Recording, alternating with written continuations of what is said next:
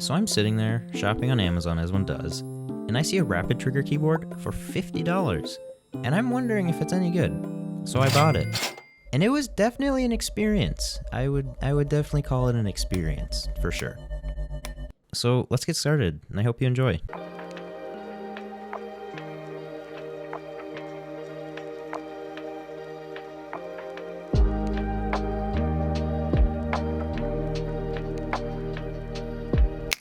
Hey, so if you're new here, my name's Beef, and I make videos about PC peripherals.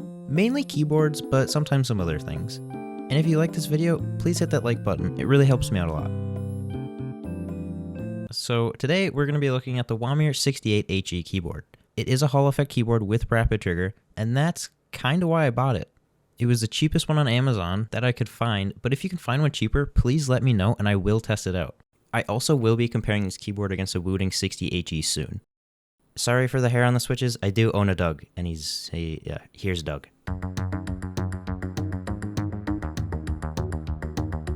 So in the box, it comes with a keycap and switch puller, 2 extra switches, a cable, and obviously the keyboard. But why is the Type-C port on the right? I'm not the biggest fan of that. But first, let's move on to our next point. The switches. Hello, and welcome to my super scientific testing. Now, we are going to test the switch wobble with my super fancy tweezers. First, we're going to start with the Leobog juggle switch. The reason I picked this switch is because it is a tactile switch, and as you can see, there is a little wobble, but it is very good. Now we're going to be testing the Whalesea axis switch, which is a linear switch, and it does have a box stem, so there is even less wobble. Now we're going to test the Womier Mint Blizzards, which are in the SK75, which is a very good keyboard, by the way. I picked the Mint Blizzards because I think it is one of Womier's better offerings with switches. Now, as you see me struggle trying to grab the stem, these are one of the most wobbly switches I have ever used. It's like typing on an earthquake, if that was a thing, or the Burj Khalifa on a very windy day. Now to my biggest issue with this keyboard, the keycaps. Why did they think these were okay?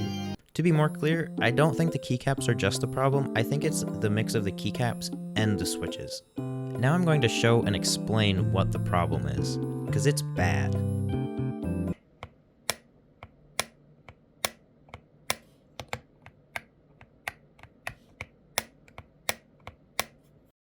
Now, I'm sure you could hear a sound difference, but now I'll go into what was actually happening.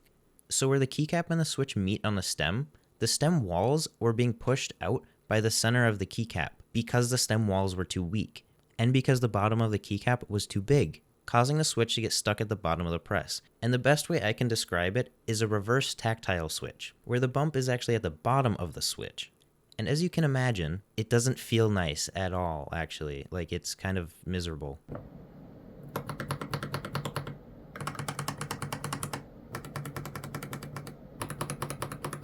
There is still one more issue with the keycaps though, and that's because the LED is on the north side of the switch, but the shine through part is on the south. I really don't understand why they did this. The only thing I can think of is for cost reasons, but still, that's kind of like a big issue.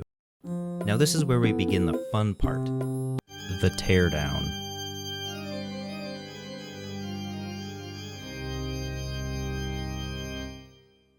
The first step to taking this keyboard apart is prying around the entire border of the keyboard and undoing all the clips.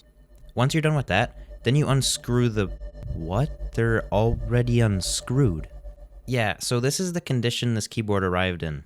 But I did get a sticker, so that's what's important. Also, every single screw was screwed in a different amount, and none of them were put in all the way. I actually can't believe this passed quality control. Once you take all those screws out, you can take out the keyboard guts. You don't need to take all the keycaps off. I just did that because I needed to test it with actual keycaps because you know what's wrong with the other ones. Inside the case, you will find some foam, and that's all you'll find inside. There's nothing much to it. The actual case does feel pretty cheap, and it does flex quite a bit.